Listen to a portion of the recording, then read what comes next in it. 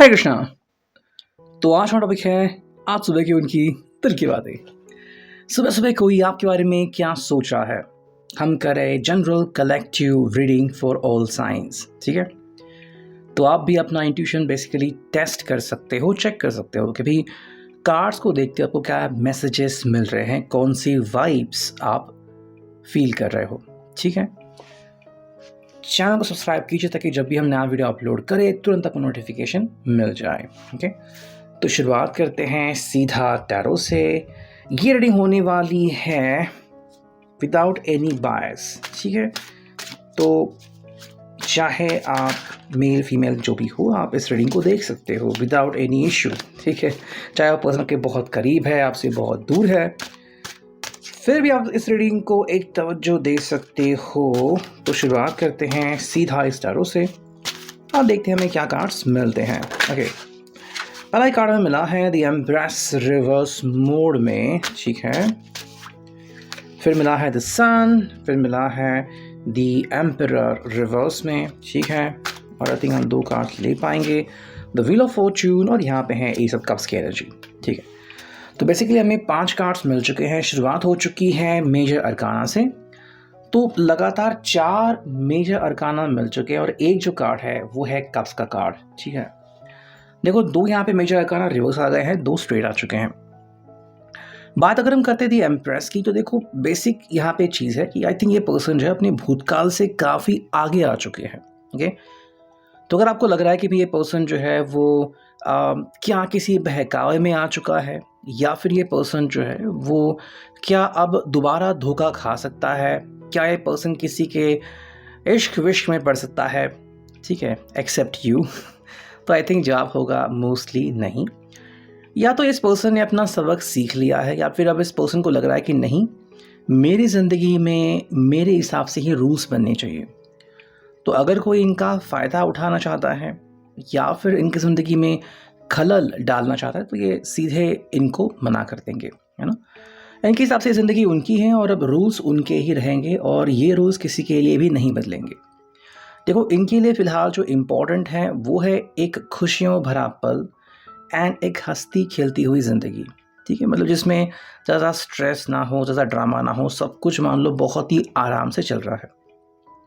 ये तभी मुमकिन हो पाएगा जब सच में आप दोनों की ज़िंदगी में अच्छा टाइम पीरियड शुरू होगा और कोई भी आपको तकलीफ़ नहीं देगा और आप जो हैं वो सिर्फ अपने काम के ऊपर फोकस कर पाएंगे, है ना। तो ये वही कह रहे हैं कि भाई इनका जो एटीट्यूड है वो भी आपको बदला हुआ नज़र आएगा। अभी अगर हम सुबह की बात करें तो देखो इनका सिंपल सा कहना है कि मेरे लिए जो इम्पोर्टेंट है वो है मेरी खुशियाँ, ठीक है। तो आप अगर इनको सुबह फ़ोन करते हो, आप इनको डायरेक्टली मिलते हो, ठीक है। अगर आपको लग रहा है कि भाई आपका कोई फ़ोटो है वो इतना ज़्यादा वाइब्रेंट नहीं है, वो इतना ज़्यादा कलरफुल नहीं है, फिर भी इनको कोई फ़र्क नहीं पड़ेगा। ये अगर आपको चाहते तो दिल से चाहते, बाकी वो आपसे कुछ भी और एक्सपेक्ट नहीं करते। बिकॉज़ सच्ची चाह, सच्ची मुलाकात बहुत इंपॉर्टेंट होती है और ये इसी के ऊपर अपनी दारोमदार रख रहे हैं कि भाई इनको बस ज़िंदगी में खुशियाँ चाहिए और कुछ नहीं, और वो तभी मिलेगी जब ये उसके लिए रेडी हो, ठीक है।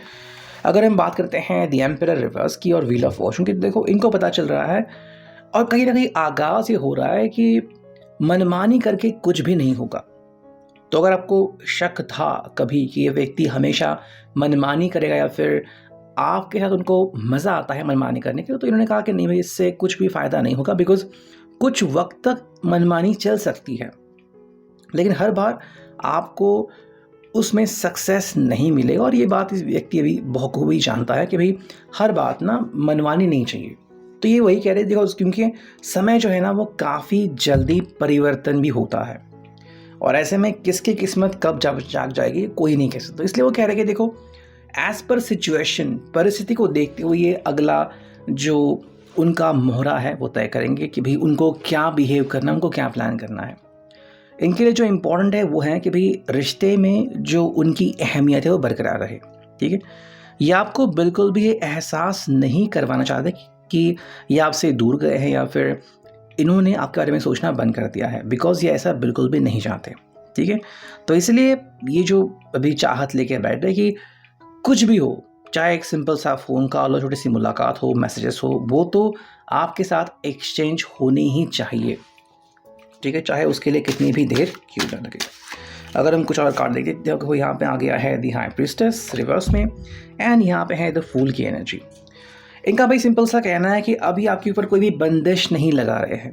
इनफैक्ट ये आप कैसे रहे, आप कैसे जिए, ठीक है, आप क्या पहनते हो, इसके ऊपर एक कोई भी रोक टोक नहीं लगा रहे हैं। बस ये चाहते हैं कि इनका जो रिश्ता आपके साथ वो यूं ही कंटिन्यू रहे बिना किसी इशू के, ठीक है।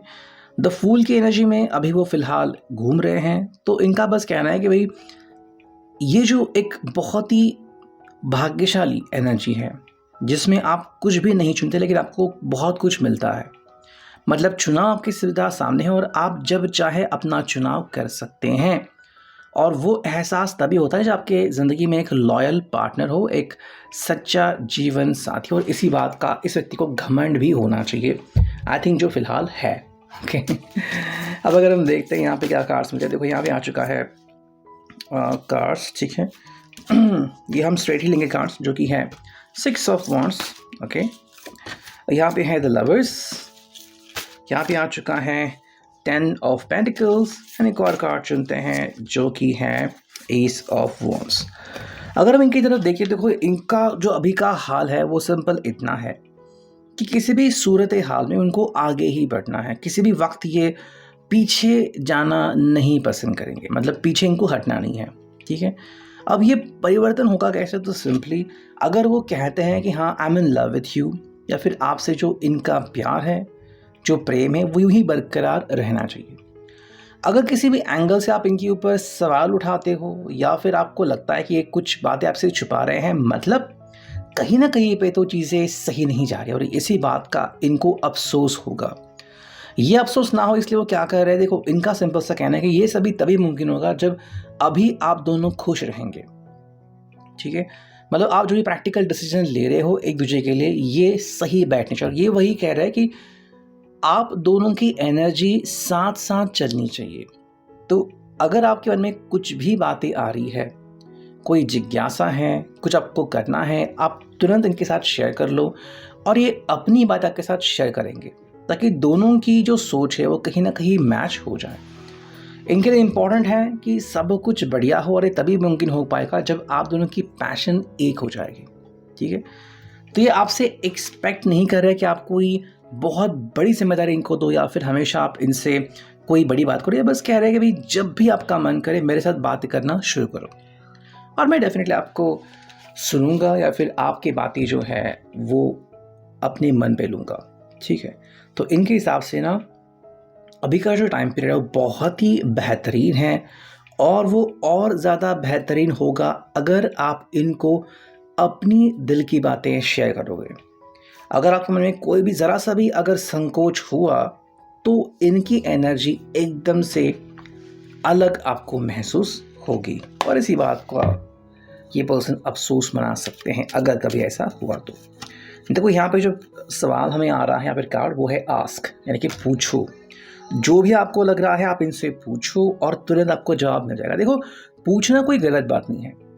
अगर आपके मन में कोई सवाल इनके बारे में, मे बी इनकी असलियत के बारे में या फिर इनकी जो सोच है उसके बारे में, तो आप इनसे पूछ रहे हो कि भाई फाइनली आपने क्या सोचा है ना, या फिर आप अपने मन में क्या रखते हो जो मुझे समझ में नहीं आता। देखो अगर कुछ भी ऐसा है जो कि आपके साथ शेयर करना बहुत इंपॉर्टेंट है या फिर जिससे आपके रिश्ते के ऊपर बहुत बड़ा असर पड़ सकता है, तो हाँ डेफिनेटली आप उनसे इस बारे में फिर पूछो। ये पर्सन ना उस हर चीज़ को क्लियर करना चाहते हैं कि मान लो आपको मन में सवाल आ गया, उन्होंने तुरंत उसको क्लियर कर दिया, तो क्या हुआ, जो भी नेगेटिविटी थी वो चली गई। तो एग्जैक्टली आपका जो मन है वो और ज़्यादा ट्रांसपेरेंट हो जाएगा, रिफ्लेक्टिव हो जाएगा, पारदर्शी हो जाएगा। और ये वही चाहते हैं कि किसी भी पल आपका मन एकदम से साफ हो, पानी जैसा, कुछ भी वहाँ पे नेगेटिव ना हो। और ये पर्सन वही कर रहा है कि देखो मेरा मतलब इनका जो पास्ट है वो कुछ भी हो सकता है, लेकिन अभी जो वर्तमान है ये कंप्लीटली क्लियर रखना चाहते हैं ताकि आप इनके ऊपर कोई भी सवाल ना उठाए। देखो एक पर्सन कह रहा है कि अगर आप इनसे बात करते हो, मुलाकात करते हो, अगर आप कोई एक फिक्स टाइम भी करते हो ना, तो क्या होगा कि बार बार आप दोनों की जो एनर्जी है वो एक्सचेंज हो जाएगी, है ना। तो जब भी आप दोनों बात करते हो ना, तो कहीं ना कहीं आपके मन को एहसास होगा कि हाँ ये पर्सन मेरी केयर करता है, ये पर्सन हमेशा मेरे बारे में सोचता है, तो ये ही मेरे लिए सही है या फिर सच्चा पर्सन है। तो आपकी जो सोच है वो और ज़्यादा क्लियर हो सकती है। फिनाले में अगर हम देखते हैं ये ओरेकल, तो देखो यहाँ से हमें कार्ड मिला है जो कि है स्लीपिंग पैलेस। ठीक है, देखो यहाँ पे वो कह रहा है कि आपको जो भी चाहिए, मतलब अच्छाई चाहिए, समृद्धि चाहिए और खुशहाली चाहिए, वो सब इनके तरफ से आपको मिल जाएगा।